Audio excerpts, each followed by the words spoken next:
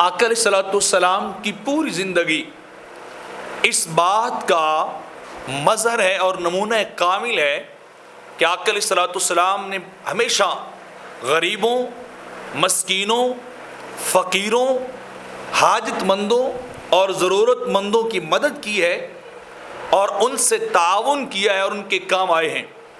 آپ نے اپنی زندگی بھی اسی طرح گزاری اور اپنی امت کو بھی ضرورت مندوں اور فقیروں کے ساتھ تعاون اور مدد کرنے کی تلقین فرمائی۔ جب پہلی دفعہ آقا علیہ الصلوۃ والسلام پہ وحی اتری اور آپ گھر تشریف لائے تو اماں جی خدیجۃ الکبریٰ رضی اللہ تعالیٰ عنہ نے جو کلمات کہے تھے آپ سے اور آپ کی ڈھارس بندائی تھی، وہ کلمات سننے والے ہیں۔ خدیجۃ الکبریٰ رضی اللہ تعالیٰ عنہ آقا علیہ الصلوۃ والسلام سے عرض کرتی انک لتصل الرحم، آپ صلہ رحم کرنے والے ہیں، اپنے رشتہ داروں کے حقوق کو پورا کرتے ہیں، آپ رشتہ داروں کی مدد کرنے والے ہیں۔ وتحمل الکلہ، اور آپ کمزوروں اور غریبوں اور یتیموں کا بوجھ اٹھانے والے ہیں۔ وتقسم المعدومہ، اور آپ جو بالکل فقیر اور مسکین لوگ ہیں جن کے پاس کچھ بھی نہیں ہے، آپ ان کے لیے محنت کرتے ہیں، انہیں کما کر کھلاتے ہیں۔ بالکل فقیر اور غریب لوگوں کے لیے، آپ نادار لوگوں کے لیے آپ کیا ہیں؟ کماتے ہیں۔ تقسم المعدومہ وتقری الضیف، اور آپ مہمان نواز بھی بڑے ہیں، آپ مہمانوں کی سیوا اور خدمت کرنے والے ہیں۔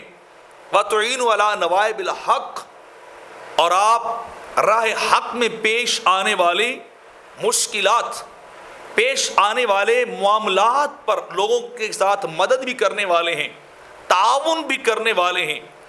تو یہ صفات جن کو اماں خدیجۃ الکبریٰ رضی اللہ تعالی عنہا سرکار کی بارگاہ میں پیش کر رہی کہ آپ کی زندگی ان صفات کا مظہر ہے۔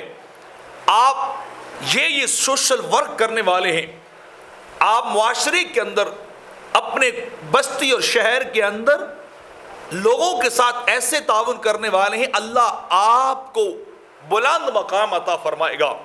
تو آپ دیکھیے کہ کون سے اوصاف ہیں میرے آقا کے جو گنے جا رہے ہیں، جن کا تعلق فقیروں کے ساتھ، مسکینوں کے ساتھ، یتیموں کے ساتھ یا ضرورت مندوں کے ساتھ ہے۔ کیونکہ آپ عرض کر رہے تصل الرحمہ، آپ صلہ رحمی کرتے ہیں۔ وتحمل الکلہ، آپ ناداروں کے لیے کماتے ہیں، آپ ضرورت مندوں کے لیے محنت کرتے ہیں۔ وتقسم المعدومہ، اور نادار لوگوں کے لیے کماتے ہیں۔